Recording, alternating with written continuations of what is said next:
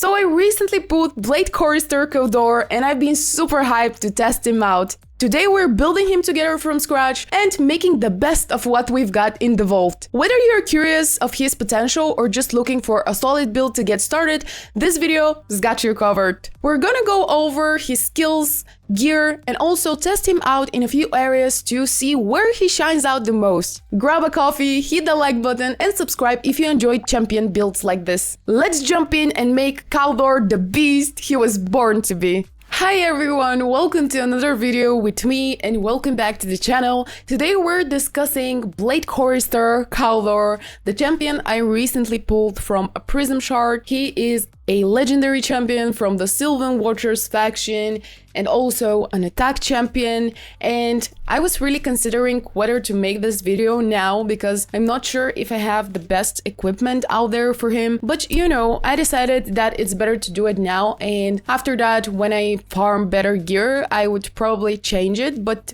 for now, I would definitely need Bladechorister Caldor in order for me to be able to actually finally go and test out Hydra, because as you can see, I'm lacking a lot of good champions that can really help me out with Hydra. And when I finally pulled Bladechorister Caldor, I realized that he's gonna really help me out against Hydra. I can't just ignore his build and everything and just wait for the perfect moment where I would have better gear. So that's why I decided it's better to build him out with what I've got in the vault. And later, when I'm mid to late game, I would definitely do a lot of changes on my champion's builds. For now, we're gonna settle with what we have and actually try to do the best for his build. If you want to become a part of my squad in raid, click my link in the description to get a free legendary as well as 4 free epics as you level up. Let me show you how. Step number 1, log out of Plarium Play on PC and uninstall. Step number 2, click the link in the description and register with a brand new email. Step number 3, launch raid and complete the tutorial. Simple as that. Step number 4, go to your inbox and claim your first champ. That's all you need to do to get a free Karato as well as Ugo, Raktordrat,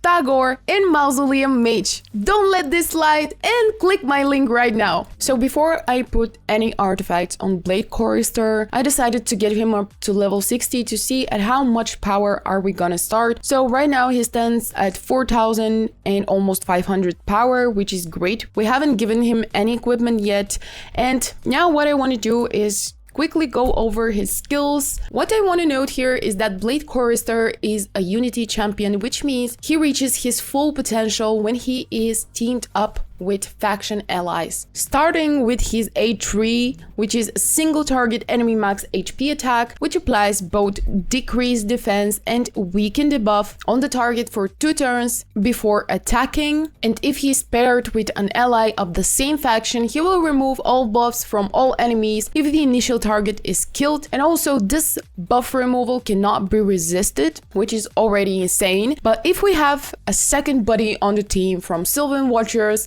he will ignore 5% of the target's defense for each poison debuff on them and each continuous heal buff on himself. And that poison debuff that is here really can come from his A2, which is great. If we have a third faction ally on the team, he will also attack all other enemies, scaling of max HP and the number of poisons they are under. And like I told you guys, the poisons needed to activate his full potential actually come from his A2, which decreases the duration of all buffs and places a poison debuff plus additional poisons for each continuous heal he's under. What is really important to mention here is that you really need to pair Bladechorister with a buddy from Sylvan Watchers faction, because this skill only applies continuous heal on himself only if the target is an ally. So really placing him with champions that also have continuous heal buffs is key to setting him up. Targeting an ally also triggers those continuous heal buffs and also places a perfect veil buff on himself for 2 turns and additional 15% continuous heal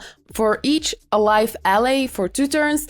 which actually unlocks the ability coming from his passive. He will ignore 15% of the target's defense when attacking while under a Veil or Perfect Veil buff. So this Perfect Veil buff would actually come from his A2. What is really standing out here is that he also places 15% continuous heal buff on himself, which is actually boosting his A3, where he will ignore 20% of the defense resistance for each continuous heal buff on himself. So everything is kind of connected between his abilities. There is really great synergy. He also fills his turn meter by 15% for each buff or debuff placed by this specific skill. His passive also reduces incoming damage by 30% while veiled, providing extra sustain for this champion. Moreover, for each continuous heal buff on himself, he increases ally critical rate by 20%, and also each time a continuous heal buff activates on this champion also fills their turn meter by 8%. And finally, with a third faction ally, each time a continuous heal buff activates on himself or an ally, increases his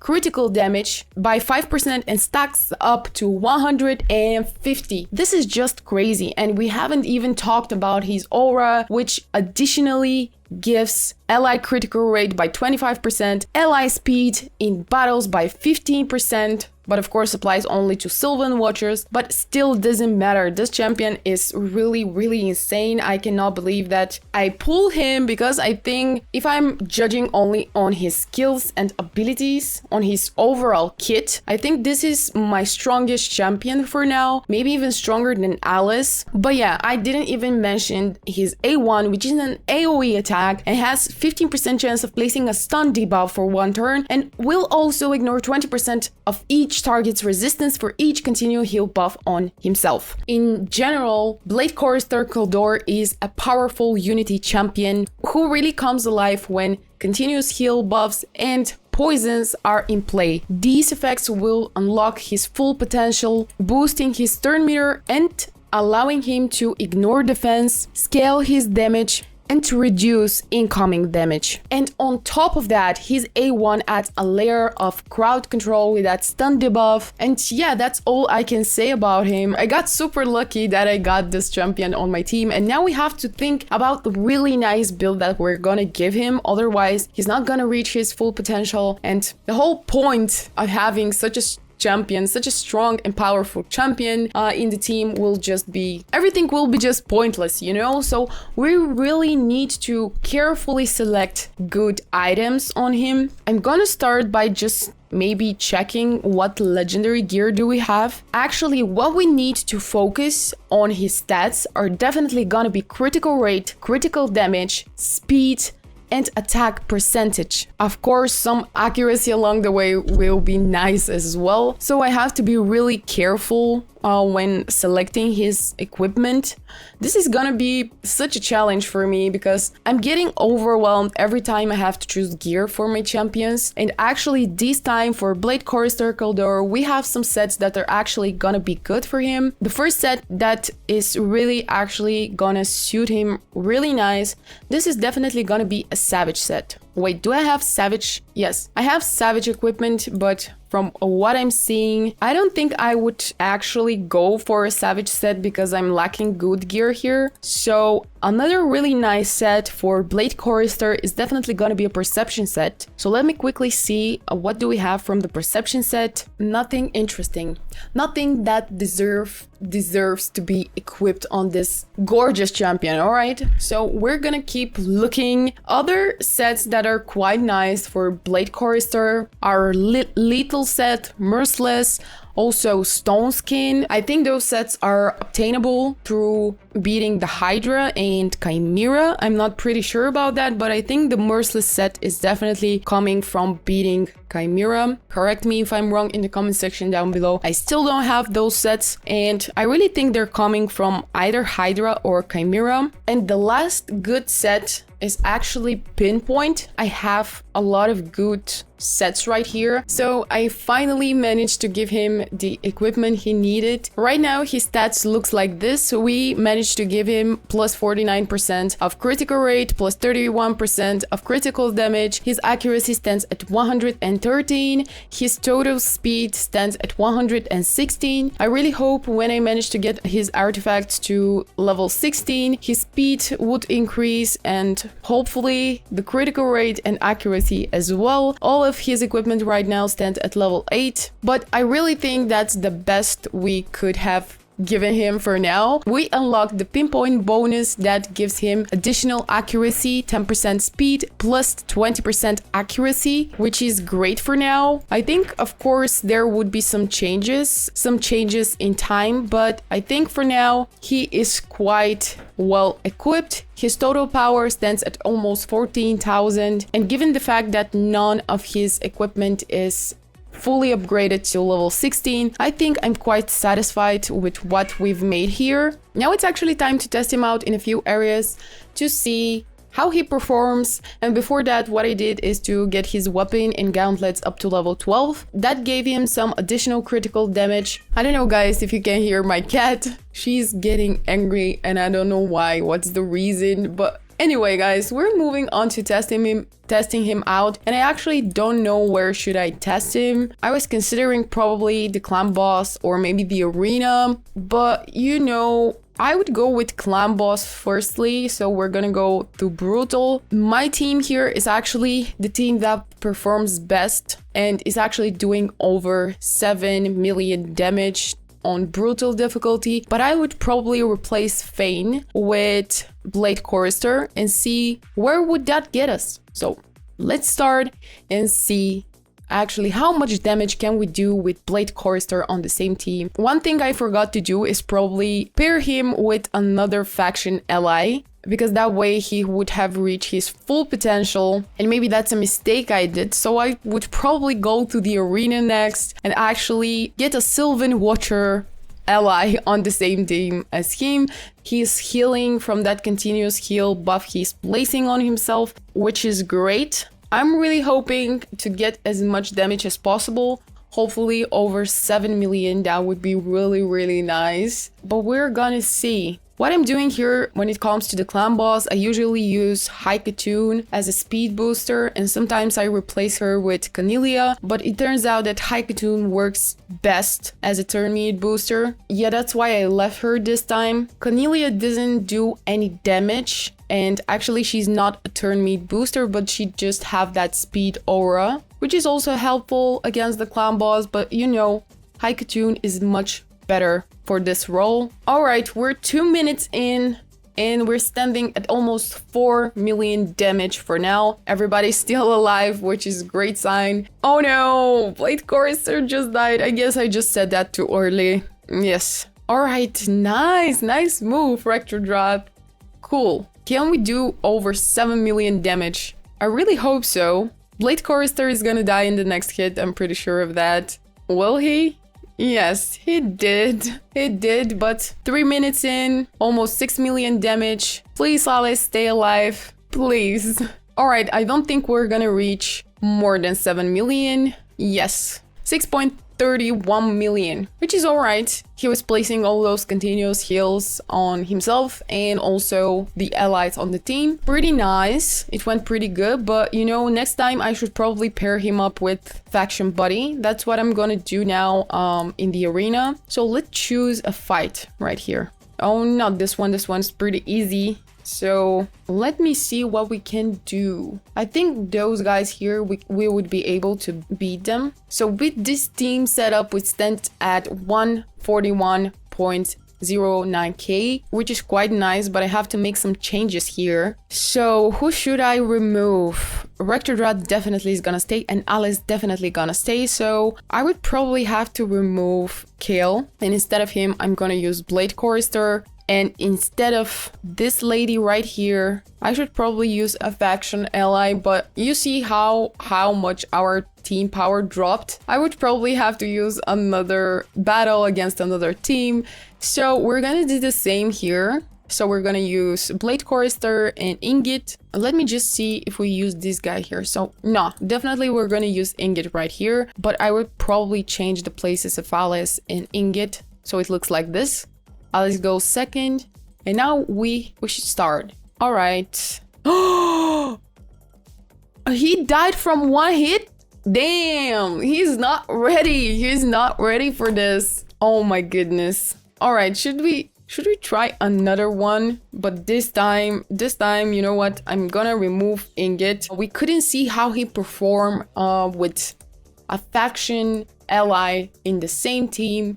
And this is what I don't like. So should I probably test him out in a different area? Unfortunately, the Sylvan Watcher script is not open today. So should we test him out in a dungeon or maybe Dragon's Lair? And I'm gonna go to a safer stage. So I would go to stage 12. And what I'm gonna do here is I'm gonna replace Fane and Kale. Instead of them, I'm gonna use Bladechorister, but I think I'm gonna put him as a leader. Then we have Canelia, and then we're gonna use Ingot right here. So let me see how would that go. I wanna really see that unity power in action. Of course, Alice is gonna kill everybody before we even see it. Maybe beating the dragon would do it. I wanna see his skills, his kit. Come on. This is actually quite easier stage. I should have probably gone with stage 15 or something. But yeah, you know what? Let me go manually here. So, all right. Alice is gonna kill him. Almost. All right. Let me check what to do here. So this one. It's going pretty nice, but I still can't see him in action. All right. I think that was it, but I couldn't really see the unity power in action, and I think I just did the mistake to go on a really lower stage. So what we're gonna do is I'm probably gonna go with stage 15 with the same team. I really want to see his kid in action, bro. He's gonna die first. Yeah, this is kind of sad, man. He's still weak, unfortunately. All right. The Perfect Veil, he died again on actually round 1. Oh man, I need to give him some upgrades. He's still so weak. He can't even survive round 1. Come on, this can't be happening. That's so sad. I really hope that Rector would revive him. But probably we're not gonna survive this stage of the Dragon's Lair from what I'm seeing now.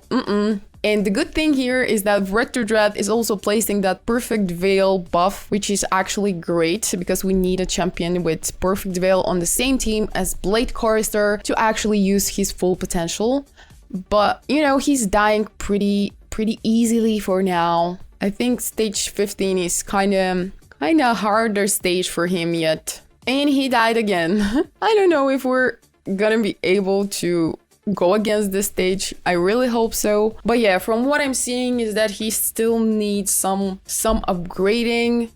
Probably, I don't know, maybe I would also check second time for better gear for this one because I want him to perform well. I want him to be able to go against Hydra, and I'm seeing how he performs against the dragon, and it's actually not quite well. And maybe I did some mistakes with his artifacts. That is what I'm realizing right now. Maybe we should get his critical rate higher and his speed, because I guess it's not enough. Oh my god, no, we're dead. We're not gonna survive this. All right, it's a defeat. But still, it was quite nice to test him out, to see what are his weaknesses, if this equipment was nice. It turns out it's not quite nice, and I would probably aim for 100% critical rate. His critical damage is quite nice, it's 93%, but his speed is not enough, definitely. And his critical rate, it's not enough. So we need to do something about that. But, you know, it's not gonna be now because I have to really think deeply on what I should change and what are the best artifacts for him.